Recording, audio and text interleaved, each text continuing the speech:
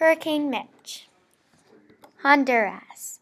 When Hurricane Mitch hit Honduras, it was a Category 1 hurricane and it made $3.8 billion of damage in total.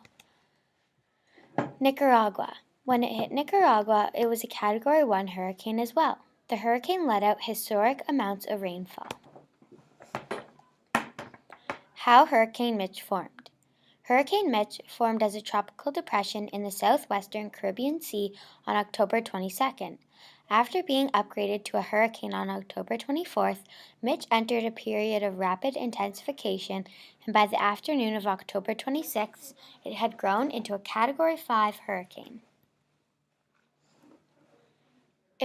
My two juicy questions. 1. If the Coast Guard had known about the hurricane, would the damage have been as bad as it was? And 2. Why didn't they make sure they had proper walls protecting the countries from the flooding that the ocean caused?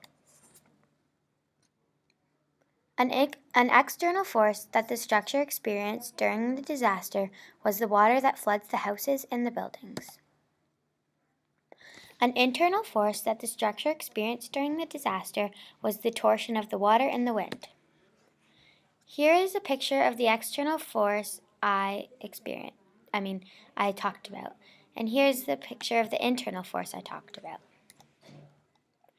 This disaster impacted a building and or other structures in the community by flooding and tearing apart homes, structures, and buildings.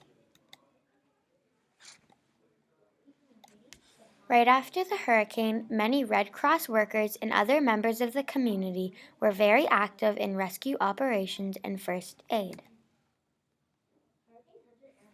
Here's a picture of my hurricane taken by up in space. Here's the eye of the storm. This is the path Hurricane Mitch took. It went from the ocean all the way into land and hit about around here.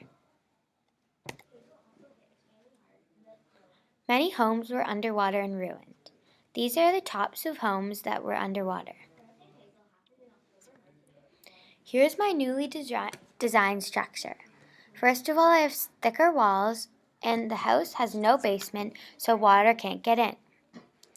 I also have wind acting on the house, and the house is moving with the wind, so it doesn't just fall right over. Then, when the water rises, I have a floatable that can hold the house above the water and float with the water instead of breaking and just going with the current underwater.